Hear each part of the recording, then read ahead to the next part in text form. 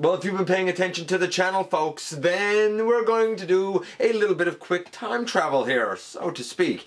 Very, very recently, I put up a review of the last night Infernicus and stated there how in celebration of the advanced showings of the Bumblebee movie, I was taking a look at a movie figure, even though it wasn't for the Bumblebee movie itself.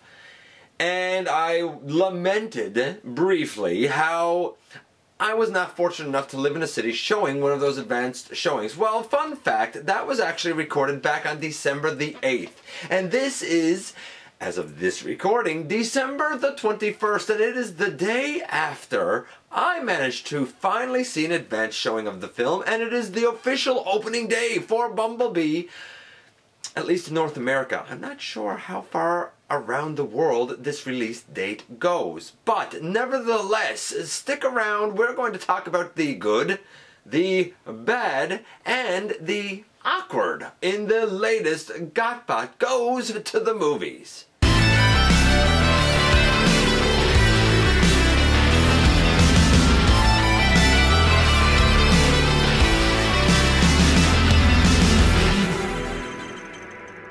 Hey guys, welcome back to the channel. I'm your host, Dennis Moulton, aka GotBot, and I don't nearly do enough of these as far as I'm concerned. I really need to do more. I have a lot of opinions about the MCU and the DC Universe and a lot of other things. And I kind of never have the time to do as much as I would like to, but we're going to talk about this. That's right, Bumblebee. And like I said, there's good, there's bad, and there's awkward. Very quickly, for those who do not want spoilers, I'm going to kind of just very quickly say, on the good side, this is very much a like G1 inspired movie with ties to the movieverse for movie fans. So it caters to G1 fans, it caters to movieverse fans. In no way is it overbearing on either, and in no way is it disrespectful to either. There's something here for everyone to like, and for the parts that you don't like, I don't think it's going to bother you because this has a lot of things going for it done right. Now, on the bad. For the bad, there's not a whole lot. Some of the acting is a little stifled, and by that I just mean I don't think it was necessarily the best performances, but we do have a lot of kind of largely unknown faces. Now, not all of them, but largely unknown, so it's a little bit understandable. And this is a lower budget film, but there's a couple of places where John Cena seems a little too stone-faced. There's a couple of places where Haley Steinfeld doesn't seem sincere. Steinfeld, is that her name? Steinfeld? I don't know. Charlie doesn't seem sincere. Or she's really playing up the sad girl aspect, and it's getting to the point it's starting to get a little annoying maybe. And then there's the awkward, and there's a few scenes peppered throughout that are indeed awkward, but I don't, you'd probably say like, that's weird, why did that happen? But I don't think it's going to bother you too much, largely because the things that are done right so outweigh these couple of little awkward bits that I think you'll kind of shrug and go on with your life and be happy and have a good time at the movies. Now, that being said, that's it. Do I recommend it? Yeah, I do. It's a fun time. It is definitely stronger than the last couple of film releases that we have had, for sure. Is it the best of the franchise? I don't think it's the best, but I really like the direction where this is going, and I'm invested and intrigued enough to see what the future holds. And I don't even like Bumblebee, so that says a lot. And I actually did like Bumblebee in this film. So that's it. That's the non-spoiler part done. So if that's what you wanted, just sort of, hey, what did GotBot think? Was it good? Then yes, it was. But now we need to get into the spoiler stuff. And I say the spoiler stuff because I'm not somebody who followed the trailers at all or the hype at all. So guess what? There's actually a lot of things that I don't know what was shown in the trailers and what wasn't, so I can only sort of talk about my experience, which is the film itself. And I went in, besides for, I think the first, maybe the second trailer, I went in with a very skeptical yet open mind because I'd heard good things, but I didn't see a whole lot myself. So on the good side, the scenes on Cybertron, absolutely fantastic. I want that film, and it is exactly like they jumped off of the cartoon, or jumped off of the not off the comic page. They jumped out of the cartoon, and it's what, as you know, like 6, 7, 8-year-old kid me would have wanted to see had they been, you know, real in the world. This is it. I loved seeing and hearing the characters. Shockwave, for example, Soundwave, which I believe both of them, if I'm not mistaken, were voiced by John Bailey. So nice nod to John. He done a fantastic job because they sounded exactly as they should. It was great to see Ravage, though his color scheme seemed a little bit, I feel like there was some red in there, maybe a little bit of a Laserbeak color scheme, maybe? I don't know, maybe? On the Autobot side, I think I saw Ironhide that was non-speaking, as I believe Ratchet might have been. There was Wheeljack that was brief. RC, that was great, and like it looked like RC, and she really sort of stood out. I think Brawn, though he seemed sort of bigger to me, like he almost seemed like, you remember that Voyager Brawn that I think came out as an E-Hobby exclusive, maybe, and it was based on like the Bulkhead mold from Prime or something like that. Well, it seemed like it was true to Brawn, but like he seemed to me to not be a mini-bot. He seemed to be bigger, maybe. It was all very quick, but like you could enjoy it for what it was in the time that it was offered. Optimus is there, and the whole time what he is doing is, you know, being in command and being Optimus and being heroic and saying this is what we need to do if we want to save our people because Cybertron has fallen. And the whole time that the war is going on, he is taking out Decepticon after Decepticon after Decepticon, including those Tetrajets. Starscream is there. He does not have a speaking role. I believe Shatter might also have been seen among the Decepticon ranks at the time, which is kind of cool since she comes back later on in the film. So I loved what we saw in Cybertron, and I thought the CG was done quite well with it. Then when we have Bumblebee leave, we see him being sad, and like he's watching Cybertron as it gets smaller, and he's going away, and of course he ends up kind of landing in a poor location. A lot of people have said like he lands and then the military immediately comes after him. Not really. The military were kind of going through maneuvers, and he just happened to land in a bad spot. They knew, hey, this isn't right. This certainly isn't normal. So maybe we should kind of go after that thing, and then they attack it, and there's this whole military chase and Bumblebee trying to get away. And then, of course, we see a jet come. And I like that John Cena points out that you know, who called in the Air Force? And Bumblebee very lamentingly says, that's not the Air Force. And we see the Decepticon logo like on a missile, and I physically said, oh no. Oh no. Because I knew that it was going to be Blitzwing, even though we all thought it was Starscream. And there's a great scene, a very well thought out, well planned, well choreographed battle scene between Blitzwing and Bumblebee, and then Blitzwing gets taken out. Like he's not in it a lot, and you could say, hey, why was he even shown in the trailer since he's not kind of a major baddie of the film? I guess he was shown in the trailer just to show something off. Why not? Plus, it got us, you know, it got us talking about the film and about the fact that we didn't like him as Blitzwing. But I can kind of look past it now because nobody says it's Blitzwing. We know from marketing as fans of the franchise that it's Blitzwing, but at no time is he identified in the film as Blitzwing. So it could just be, you could have thought it was Starscream. It could just be nondescript Decepticon that Bumblebee takes out with his own missile. Like, that was just cool. And then Bumblebee, of course, goes on the run from the military. He needs an alt mode. He scans this Jeep and turns it into a Jeep. I thought that was cool. Like, he used what was there at the time. And after, you know, his voice box had been taken out by Blitzwing, and he was heavily damaged and his memory core is failing, like before he kind of goes into a stasis lock and shuts down, he scans that bug so that he can be inconspicuous in a vehicle mode, just as a junker that ends up on this dock parking lot thing, I guess. I suppose.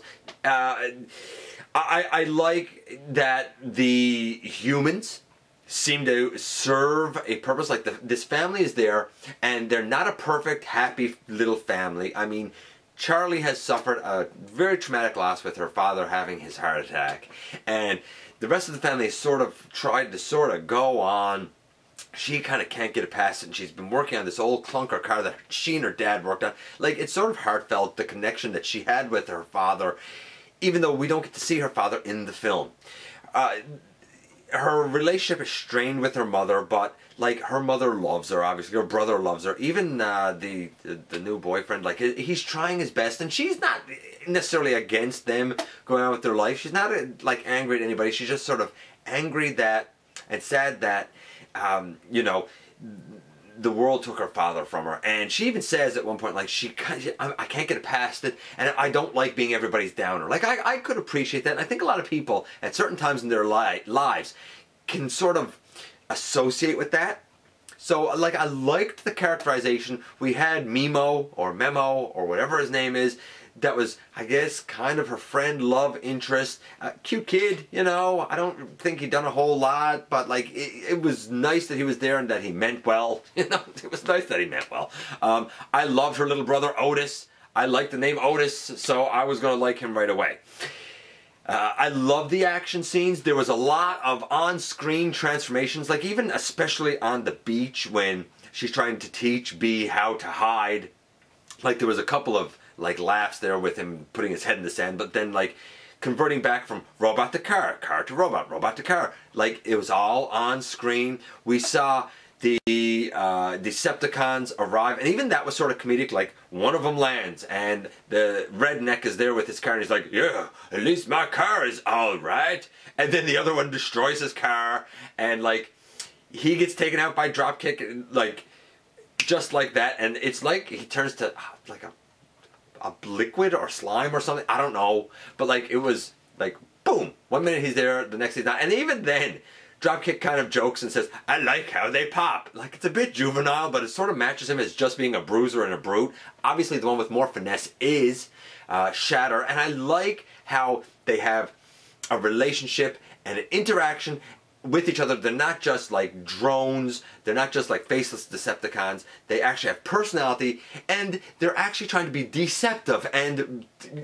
act as friends to the humans, even though some of them buy into them being friends more than others do.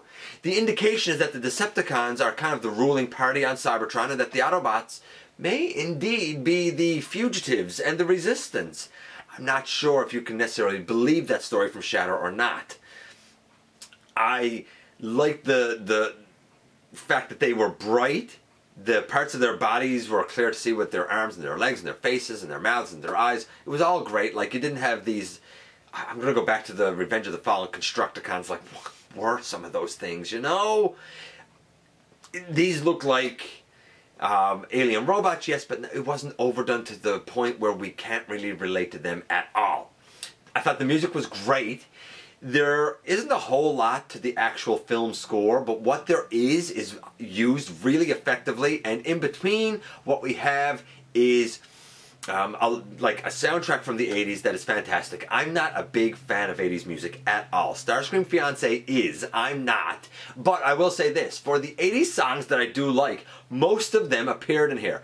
Perhaps the best one for me was when Bumblebee played The Touch by Stan Bush. I mean, the fact that that was thrown in here was such a great, like, G1 nod. And in the theater, I was like, yes!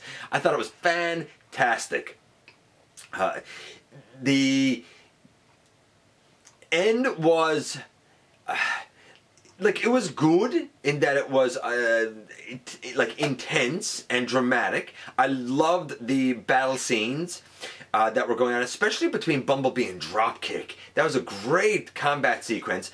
And I really liked how a lot of it was going on behind Charlie as she was running. And I liked that Charlie, like, she saw an opportunity to become involved and do something worthwhile. She wasn't told by the Autobots or anything to do it. She saw something to do to stop the message that Shadow was trying to send to Cybertron from going through. So she took the bull by the horns and went and tried to be a hero. And, like, I respect her for that.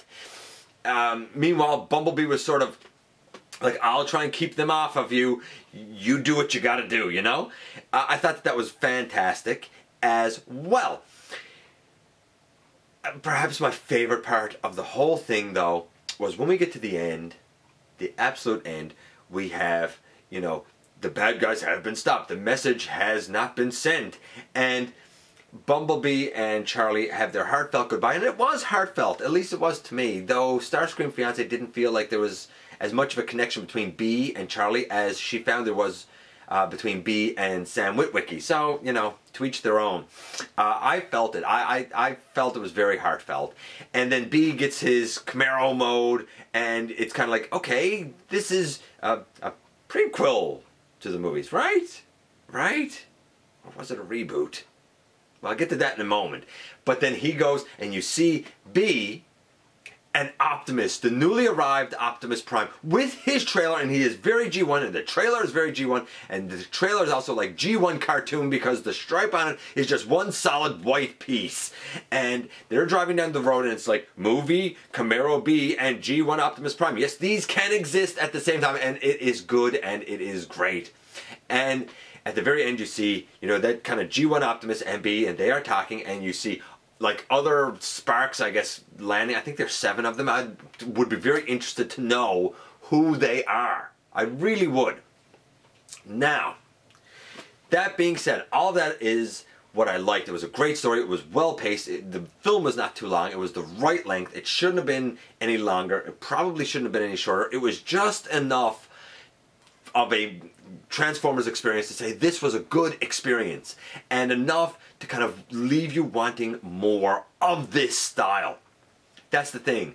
It leaves you wanting more, not necessarily of Transformers films, it leaves you wanting more of this particular style. So I'd like to see where it can go. Do I recommend it? Yeah, definitely. I definitely do. It is definitely one of the stronger ones. I would, if we're going to go with, you know, my normal scoring of out of 10, this is easily a 9 out of 10. It's really good, but that's not to say that it's perfect. There's also the bad. The first thing is, we're not sure if this is a reboot or if this is a like prequel or what. And I've heard the term thrown around that it's really just a refresh, and I think that that is extremely accurate. I believe that it is indeed within the movie universe that we currently have. In fact, Travis Knight has stated that, yes, it is. In fact, he has stated that there was a scene with Megatron that was cut out because at this time, in the 80s, Megatron is supposed to already be in stasis on Earth. But that brings me to problem number 1. Actually, it's not something I'd even thought of. Starscream Fiance came up with this one, and it sort of nags at her, and now it's nagging at me. If this is in that same universe, then that means that Megatron was first discovered in 1897, and by the 1930s, he was at a Sector 7 base in stasis. Okay, if that's the case, and now in the 80s, Dropkick and Shatter are kind of being given full reign over satellites and whatnot, and sort of create the internet, from what I can gather. Why didn't they pick up that Megatron, that their leader is in stasis somewhere, and why didn't they just reactivate him in the 80s? I don't know. So there's a little bit of a continuity thing there. I suppose one could say that there are numerous Sector 7 bases, and the one where Megatron is absolutely on blackout. So anything going on there really wouldn't be picked up in the 80s on satellites and whatnot. It's that secret. Possibly. I don't know. But I feel like had Shatter and Dropkick known Megatron was there, they probably would have done something to reactivate him. Maybe. There's no talk of the Allspark. Again, the argument could be made that the Allspark is not activated at this time. It doesn't activate until 2007, and that's what brings the Autobots back. That also being said, the Autobots are now here in the 80s. Obviously, at some point they go away again because they return in 2007. Alright. You know, when they return, though, in 2007, they act as though this is kind of the first time there. Is it the first time there? Is the 80s the first time there? this film seems to sort of ignore Bee and Hot Rod being there in World War II, although aren't we happy enough to ignore that? Just saying. I feel like that how this relates to the movieverse is that it's basically going to follow the same sort of tentpoles, but it is ever so slightly a parallel universe that's going to be going on. And perhaps at some point, the two movie universes will sort of come together and battle Unicron. I don't know. I did like the nod to a young Agent Simmons, and it would kind of explain if Agent Simmons in the 80s, had this sort of interaction. It would explain why in 2007, when he's much older, that he would already kind of be very suspicious and very entrenched in what's going on with alien entities and robots and whatnot. So, there are things that I like, but I'm left with a few little nagging questions like that I didn't like. In terms of, character models, there's nothing I didn't like. In terms of the acting, there were times, like I said, where things weren't acted the best. Like John Cena, he is okay, but when he's there and he's like, there's a door in my way. Well, then open it, John. Why are you saying it like that? Why do you have to blow it up? Just open the door. It's a door. You don't have to be this stressed all the time, man. You don't have to be this high-strung. Chill out a bit. Though I did like when he said, they call themselves Decepticons. Does that not raise any red flags? I don't think that was overacted. I think that was perfect and on point. Same goes for Haley Steinfeld. A few times, the way certain scenes or lines were delivered was a little... Couldn't you done better than that? I'm just saying. Just saying. And there's one scene that I like it because it was humorous, and I like most of the humor in this. I think it's kind of witty and clever for the most part. But I didn't like the whole scene where Bumblebee leaves the garage and follows the dog into the house. Why? Why are you doing this? Why are you going in? Why are you picking at this stuff and destroying it because you're big? You know what I mean? Why are you even in the house?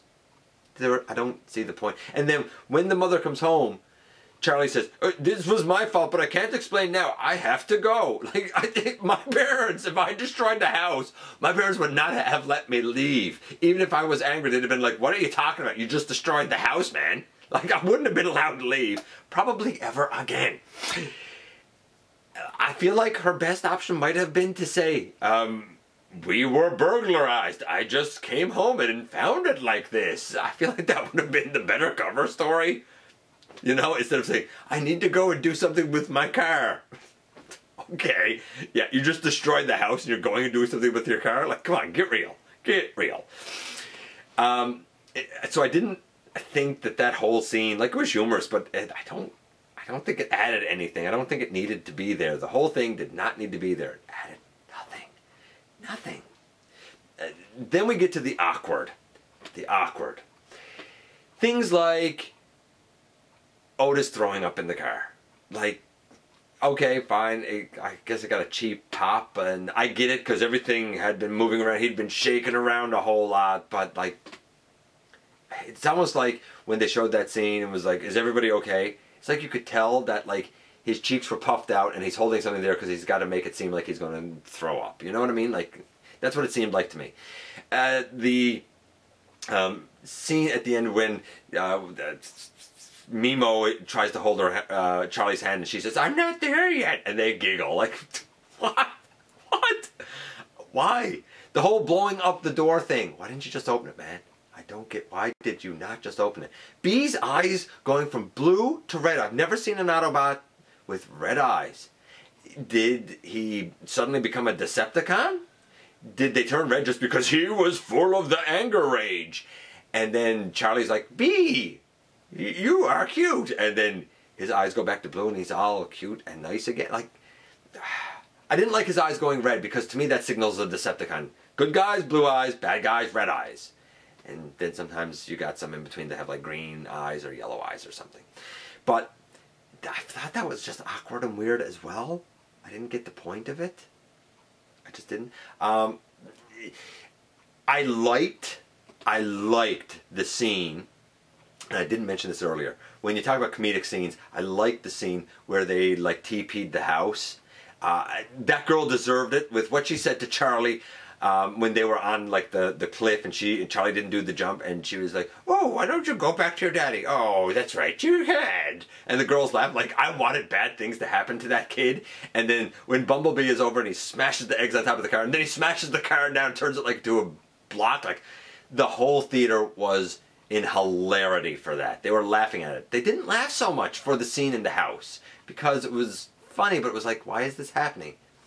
The scene where that was happening to the girl's car was like, yes, she is getting her comeuppance, and this is why this is happening. It is great. And B was learning something about Earth culture and kind of how to pull practical joke. I thought that was fantastic.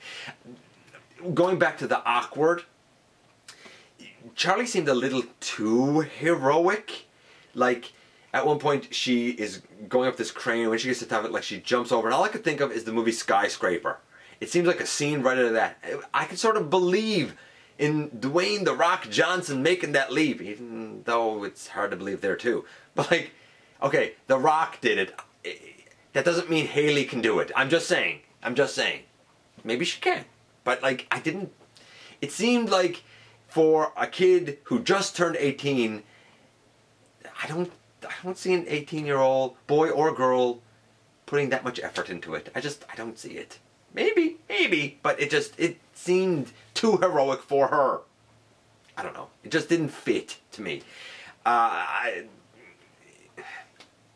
don't know. It wasn't for me. Speaking of her birthday, when she had an awful birthday, what did she get? A book about smiling and like an ugly helmet to wear on her bicycle that she has put an engine on, so now it's sort of like a moped. Like, what? That was awful. Her Uncle Hank gave her the best gift, the car that was like a death trap, I think they call it. But it runs and she's happy. So, like, what a terrible 18th birthday. Again, her birthday celebrations, it was awkward. It was awkward. Getting on the base, going, and this is a big time, like, secret military base, and like you cut the wire fence and go in. Mimo says like, hey, don't you think that you should have checked to make sure it wasn't electrified? And she's like, I don't know if it was electrified. Guess we were lucky it wasn't. Oh well. And then they go in, the next thing you know, like they're in the building, peering through a window, watching Bumblebee getting this like harsh interrogation. Harsh. Like, shouldn't there be more security on a military base? Just saying. Although that being said, Bumblebee's interrogation was not as harsh as poor cliff jumpers. Man, that was brutal. It was a great scene, but I was sad that he bit the dust the way that he did. That was rough, man. That was a rough go. And speaking of some of the character models, like some people have said that, hey, why does Wheeljack look that way when he's like an old man later on? He's not really an old man. That character was Q. We just all sort of assumed it was Wheeljack. Maybe they're two different ones. Ironhide, I don't know, his robot mode looked different after he scanned a new alt mode. Like some of the, I love these robot modes, but I can understand if it's supposed to be in the same continuity, then why do they look like this now and then awkwardly look different later? I assume it has to do with scanning different alt modes. That's what I'm going to go with. Who knows? Anyway, there's the good, which is a lot. There's the bad, which is only a little bit. And then there's a bunch of stuff that is like awkward, but it's not annoyingly so. It's just sort of quirky awkward. Is this a good film? Yeah, it's fantastic. As a Transformers fan, I thought it was the film that I kind of been waiting for. At least the character models I've been waiting for. I was not invested in this movie when it was announced. And I was like, oh, not Bumblebee. I don't, anybody but Bumblebee. But this is the first time, and I didn't like Bumblebee in G1 either. This is the first time that I can honestly say I was rooting for the little yellow guy. You know? I was rooting for him. I've never said that before, and to me that says a lot. Now that I've seen it, now that I've experienced, I definitely am fine with seeing it again multiple times, and I think it's one of those that you're always going to find something new and interesting in, and I can't wait to see where they go to next. Anyway, let me know what you think of the film when you see it. You know I love to hear your thoughts as always. I appreciate you dropping by, giving me some of your extremely valuable time. And I'm going to say please hit that subscribe button. It helps me out tremendously. And I look forward to the next time that you and I get together to have another visit right here inside the videos.